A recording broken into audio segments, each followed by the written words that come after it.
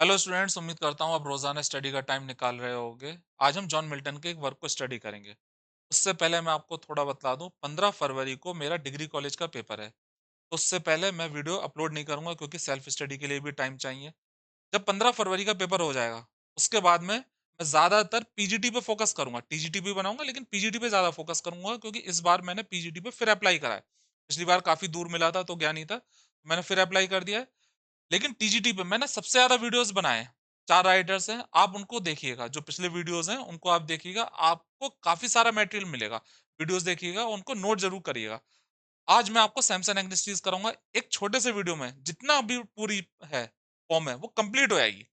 बस आप सुनिएगा ध्यान से या नोट करते रहिएगा। सैमसंग एग्नेस्टीज भाई, ये जब खत्म हो जाएगी फॉर्म, तो उसके बाद में कुछ एक्स्ट्रा जानकारी दूंगा मैं लास्ट में एमसीक्यू के फॉर्मेट में। पहले शुरुआत करते हैं एक एमसीक्यू से। What type of literary work is Samson Agonistes? Samson Agonistes कैसा लिटरेरी वर्क है? पेस्टोरल एलिजी है, एपिक पोम है, ट्रेजिक क्लोजेट ड्रामा है या लिरिक पोम है? इसका आंसर मैं कहूं तो ये ट्रेजिक क्लोजेट ड्रामा है। सैमसन आप देख रहे हो, ये है सैमसन। ये अंधा है, कैद में है, और इसकी लास्ट में फाइट होती है एक हरफा रेसलर है। ये सब लोग जो है आसपास, ये एक एम्पी थिएटर में देख रहे हैं। सैमसन इसको हरा देता है और लास्ट में जो थिएटर है पूरा उसको भी गिरा देता है। पिलर्स के जरिए पिलर्स को गिरा देता है, तो सारे लोग जो होते हैं वो दब के मर जाते हैं और सैमसन की भी डेथ हो जाती है। ये एक ट्रेजिक है और क्लोजेट ड्रामा है। क्लोजेट ड्रामा से मतलब क्या है?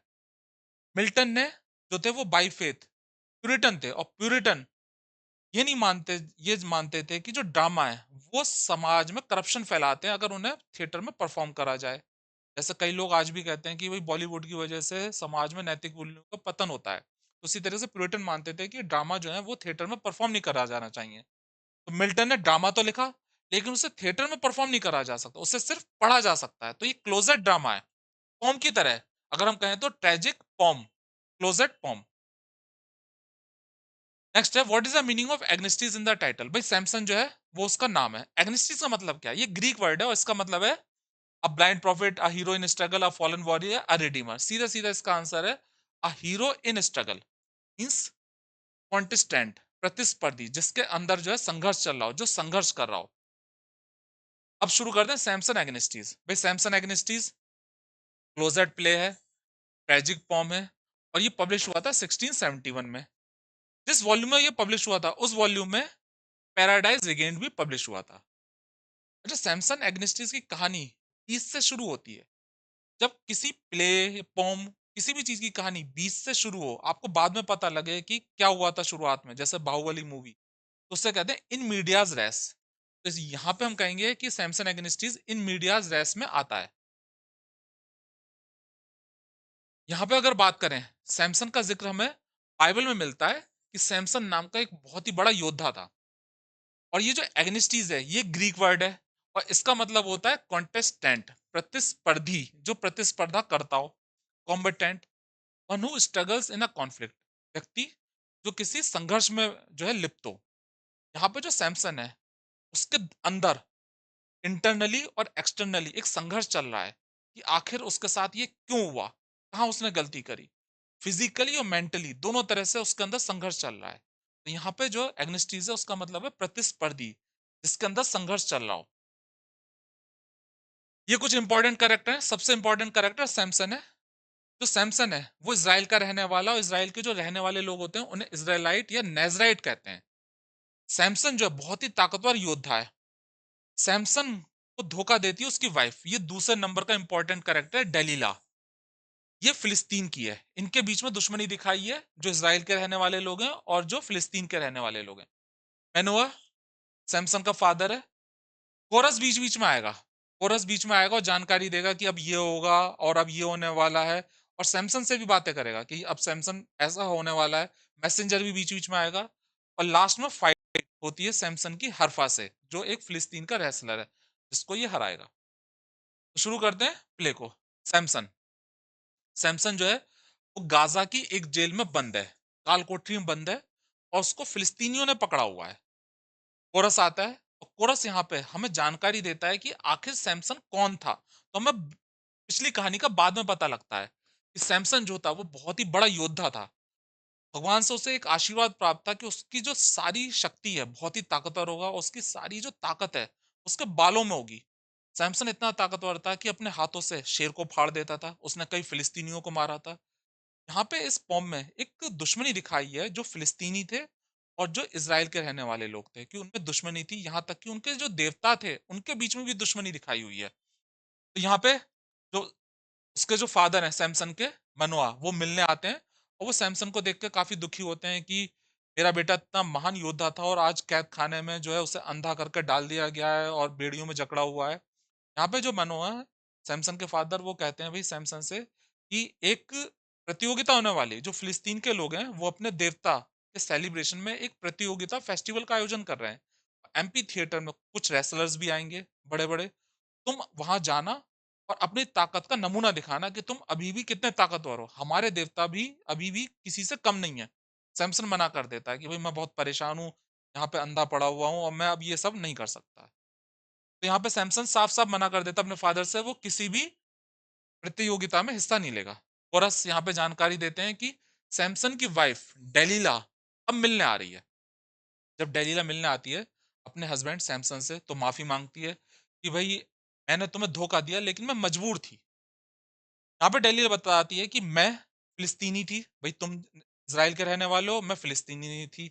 हम दोनों के बीच में जो था प्रेम विवाह हुआ, मेरी शादी तुमसे हो गई, मैं तुम्हें बहुत प्यार करती थी। लेकिन मेरे जो लोग जो थे फिलिस्तीनी, वो मुझ पे दबाव बना रहे थे कि मैं ये बताऊँ कि आखिर तुम्हारी ताकत का राज क्या है? एक दिन तुमने जो मुझ पे विश्वास करते थे, एक दिन तुमने मुझे बता दिया कि तुम्हारी सारी ताकत तुम्हारे बालों में है और मैंने ये राज अपने लोगों को बता दिया जो फिलिस्तीन के लोग थे।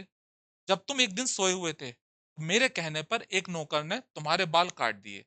जैसे ही तुम्हारे बाल काटे गए, तुम्हारी ताकत कम हो गई और तुम्हें फिलिस्तीन के लोगों ने पकड़ लिया, कैद खाने में डाल दिया और तुम्हें अंधा कर दिया।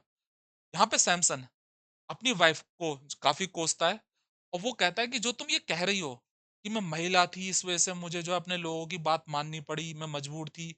जो मेरे लोग थे वो मुझे दबाव बना रहे थे कि मैं रहस्य बताऊँ तुम्हारी ताकत का क्या रहस्य है। तो वो कहता है गलत कह रही हो। तुम महिला थी तो इसका मतलब ये नहीं है कि तुम गलत चीज करोगी। यहाँ पे सैमसन एक इंपॉर्टेंट चीज कहता है, ऑल विकडनेस, सारी दुष्टता कमजोरी है, सारी दुष्टता कमजोरी है। तुम जो कह रही हो ना कि मैं महिला थी और मैं इस वजह से कमजोर थी और मुझे बात माननी पड़ी, तो सारी दुष्टता कमजोरी, जो कमजोरी तुम कह रही हो दुष्टता है, जो तुमने मुझ जो है करा। दैट प्ली देयरफॉर, इसलिए ये दलील विद गॉड और मैन, आदमी और भगवान से विल गेन दी, तुम्हें नहीं मिलेगी। आदमी और भगवान से नो रेमिशन, तुम्हें कोई क्षमादान नहीं मिलेगा तुम्हें। जो तुम दलील दे रही हो कि मैं महिला थी इस वजह से मुझे अपने लोगों की बात माननी पड़ी और तुम्हारी ताकत का रहस्य मैंने बता दिया, तुम्हें धोखा दिया, तो इस वजह से तुम्हें कोई क्षमादान नहीं मिलेगा इंसान और भगवान से। ये लाइन कहता है सैमसन अपनी वाइफ से। यहाँ पे सैमसन, इसका एक बार देख लेना, स्क्रीनशॉट ले लेना इसका। इसमें ये लाइन ज्यादा अच्छी है, ऑल वीकनेस इज वीकनेस, बाकी इसको देखो मत देखो। यहाँ पे सैमसन अपनी वाइफ पर आरोप लगाता है कि कुछ सोने के बदले तुमने ये सब करा है। अब डेलीला पहले तो वही माफी मांगती है, उसके बाद में फिर डेलीला अपना असली रूप दिखाती है। वो कहती है कि तुम्हारे लोग मुझे कोसते होंगे, खूब उल्टा सीधा कहते होंगे, गाली गलौज देते होंगे, लेकिन अपने लोगों में मैं देवी के समान मानी जाऊंगी अब, क्योंकि मैंने तुम्हें हराने में सबसे इंपॉर्टेंट रोल प्ले करा है। यहाँ पे वो एक इंपॉर्टेंट चीज कहती है कि जो प्रसिद्धि होती है ये दो मुही होती है, इसके दो सिरे होते हैं, कहीं पे ये बुरी हो सकती है और कहीं पे अच्छी हो सकती है। तुम्हारे लोगों में मैं बहुत बुरी हूँ, ख्यात हूँ, लेकिन अपने लोगों में मैं बहुत ही फेमस हूँ। तो प्रसिद्धि के दो मुंह होते हैं। यहाँ पे एक इंपॉर्टेंट लाइन कहती है डेलीला, डेलीला कहती है फेम, प्रसिद्धि इफ नॉट डबल फेस, अगर डबल फेस नहीं है प्रसिद्धि, अगर उसके दो मुंह नहीं है, इस डबल माउथ, उसके वास्तव में डबल माउथ होते हैं। प्रसिद्धि अगर उसके दो चेहरे नहीं है तो वास्तव में उसके दो चेहरे ही होते हैं, वो दो मुंह वाली होती है। कहीं पे वो बुरी होगी तो कहीं पे अच्छी होगी। तुम्हारे लोगों में मैं बुरी हूं, लेकिन अपने लोगों में बहुत ही महान हूं। तो आगे कहती है आई शैल बी नेम्ड, मेरा नाम लिया जाएगा अमंग द फेमस, सबसे जो फेमस लोग हैं उनमें मेरा नाम लिया जाएगा, क्योंकि मैंने तुम्हें हराने में सबसे इंपॉर्टेंट रोल प्ले करा है। ऑफ विमेन, औरतों में सबसे ज्यादा, औरतों में जितनी भी फेमस है उनमें सबसे ऊपर मेरा नाम आएगा। संग, और मेरे बारे में गाया जाएगा फेस्टिवल, जो फेस्टिवल होंगे, गंभीर फेस्टिवल होंगे, उनमें मेरे बारे में गीत गाए जाएंगे कि मैंने कितना बड़ा काम करा था। तो यहाँ पे वो ये लाइन कहती है। इसको देख लो एक बार। यहाँ पे ये वाला जो लाइन है ये इंपॉर्टेंट है। यहाँ पे डेलीला जो है वो ये कहती है और अपने हस्बैंड को ये कहकर चली जाती है। सैमसन बहुत दुखी होता है कि उसकी गलती की वजह से उसने गलती करी, अपनी वाइफ पे भरोसा करा, अपनी ताकत का रहस्य बता दिया और उसकी वजह से आज वो जो है इन परेशानियों से गुजर रहा है। यहाँ पे सैमसन डिसाइड करता है कि उसके फादर ने कहा था कि एक प्रतियोगिता होने वाली है जहाँ पे सारे फिलिस्तीनी एम्पी थिएटर में इकट्ठा होंगे और वो एक जो है रेसलिंग मैच देखेंगे। तो यहाँ पे डिसाइड करता है कि वो भी रेसलिंग मैच में जाएगा और वहां पे लड़ाई लड़ेगा। तो यहाँ पे मैसेंजर आते हैं और सूचना देते हैं कि क्या हुआ रेसलिंग मैच में। रेसलिंग मैच में क्या होता है, सैमसन की लड़ाई होती है, एक फिलिस्तीन का बहुत बड़ा योद्धा था हरफा, उससे लड़ाई होती है, सैमसन उसे हरा देता है। सैमसन कहता है कि भाई अब मैं बहुत थक गया हूँ और आराम करना चाहता हूँ, लेकिन मैं अपनी ताकत का एक नमूना और दिखाऊंगा। तो सैमसन जो है वो आराम करने के लिए दो पिलर होते हैं, उन 2 पिलर पे पूरा का पूरा एम्पी थिएटर का वज़न टिका हुआ था। वो इस तरह से हाथ रख के खड़ा हो जाता है, आराम करने के लिए। वो कहता है मैं अपनी ताकत का नमूना दिखाता हूँ और उन 2 पिलर को गिरा देता है। जैसे ही वो 2 पिलर गिरते हैं, तो जितने लोग फिलिस्तीनी वहाँ देख रहे थे, जिसमें उसकी वाइफ भी थी डेलीला जिसने धोखा दिया था और खुद सैमसन, वो दब के मर जाते हैं। तो सारे के सारे लोग जो हैं, वो दब के मर जाते हैं। केवल बचता कौन है? सैमसन का फादर मनोआ। तो यहाँ पे पूरा जो है ये ट्रेजेडी में खत्म हो जाता है। तो यहाँ पे कोरस आता है, कोरस जानकारी देता है कि जो सैमसन है उसका नाम फ्यूचर में लिया जाएगा क्योंकि सैमसन इतना महान योद्धा था और उसने अपने दुश्मनों को फिलिस्तीनियों को हराया। अब यहाँ पे एक एमसीक्यू है, कुछ एक्स्ट्रा जानकारी होगी। एमसीक्यू है, what does Samson do at the climax of the drama. ये तो सिंपल सा, ये तो आप वैसे ही बता दोगे भाई क्या करता है वो। Regains his sight, writes a poem, poem लिखता है बिल्कुल नहीं। रिकंसाइल विद डेलीला बिल्कुल नहीं, डेलीला की तो खुद डेथ हो जाती है। डिफीट्स द फिलिस्तीन, फिलिस्तीनियों को हरा देता है। कैसे हराता है? 2 पिलर गिरा देता है, उन पिलर के गिरते ही सारे के सारे जो फिलिस्तीनी होते हैं वो दब के मर जाते हैं, वो भी, उसकी भी डेथ हो जाती है, उसकी वाइफ की भी। अब ये बताइए, the structure of Samson Agonistes is heavily influenced by, भाई ये चीज बताओ क्या है इसमें, तुक्का लगाओ चलो, क्या हो सकता है? क्लासिकल ग्रीक ट्रेजेडी है, रेनेसा कॉमेडी, ये तो भाई बिल्कुल नहीं है रेनेसा कॉमेडी, ठीक है। मिडिवल मोरालिटी प्ले है या रोमांटिक लिटरेचर है? देखो मिडिवल मोरालिटी प्ले, तो मिडिवल और मोरालिटी, ये थोड़ा सा अजीब सा लग रहा है कि मिडिवल का मतलब 1000 साल पुराना है। तो ऐसा नहीं है भाई, ये तो जो था 500 साल पुराना है और इसकी कहानी बाइबल से ली गई है, तो ये भी नहीं है। रोमांटिक लिटरेचर, ये भी नहीं। क्लासिकल ग्रीक ट्रेजेडी से प्रभावित है। जो क्लासिकल ग्रीक ट्रेजेडी थी उनकी क्या खासियत थी कि उनमें तीनों यूनिटीज को फॉलो करा जाता था। तीनों यूनिटीज कौन कौन सी थी? यूनिटीज ऑफ टाइम, प्लेस और एक्शन। अगर हम सैमसन एग्निस्टिस की बात करें तो इसका जो पूरी जो ट्रेजेडी है खत्म हो रही है 24 घंटे में, तो इसको फॉलो करा गया है। एक ही प्लेस पे हो रही है, या तो कालकोठरी में या फिर एम्पी थिएटर में, तो ज्यादा दूर जगह नहीं है। प्लेस को भी फॉलो करा गया। एक्शन, एक ही कहानी है, एक ही प्लॉट है, ये नहीं कई सारी कहानियां चल रही हो, एक ही है। तो यहाँ पे क्लासिकल ग्रीक ट्रेजेडी में तीनों यूनिटीज को फॉलो फॉलो कराया जाता था, इसमें भी तीनों को करा गया है। इसके अलावा कोरस इसमें आता है, कोरस जानकारी देता है कि भाई यही होगा। मैसेंजर लास्ट में आता है, वो जानकारी देता है कि थिएटर में क्या हुआ था और कैसे उसने, सैमसन ने सबको मार दिया। तो जैसे क्लासिकल ग्रीक ट्रेजेडी में कोरस होता था, मैसेंजर होता, सेम उसी तरह से इसमें है। और जो फाइट के सीन होते थे उन्हें ऑफ स्टेज दिखाया जाता था, इसमें भी जो है कोरस या मैसेंजर बताता है कि ये हुआ। क्लासिकल ग्रीक ट्रेजेडी का एक मेन उद्देश्य होता था कि वो कैथारसिस उत्पन्न करती थी। कैथारसिस का मतलब होता है कि जब हम कोई बहुत ही ट्रेजिक मूवी देखते हैं 90s की या 80 की, तो हमारी आंखों में आंसू आते हैं, हमारा दिल साफ होता है। तो ट्रेजेडी को देख के हमारा दिल जो होता है, जो परेशानी, हीरो को जब परेशानियों से गुजरता हुआ देखते हैं तो हमारे अंदर एक जो होता है नैतिकता की भावना उत्पन्न होती है। तो इस प्ले को देखकर भी हमारे अंदर कैथारसिस उत्पन्न होता है। तो हम कह सकते हैं कि क्लासिकल ग्रीक ट्रेजेडी से प्रभावित था। नेक्स्ट है, लास्ट है, what literary device is frequently used in Samson Agonistes. अब इसमें भी तुक्का लगाओ, ये भी मैंने नहीं बताया था, क्या हो सकता है? सटायरिकल ह्यूमर है, भाई ह्यूमर आ गया तो गलत ही है, ह्यूमर तो है ही नहीं, है ना। सॉलिलॉक्य, फ्री वर्स, नन। भाई सॉलिलॉक्य फ्री वर्स में क्या हो सकता है? सीधी सीधी चीज है, ये फ्री वर्स में नहीं है, ये सॉलिलॉक्य में। सॉलिलॉक्य से मतलब क्या है यहाँ पे? सैमसन कालकोठरी में बंद है, ठीक है।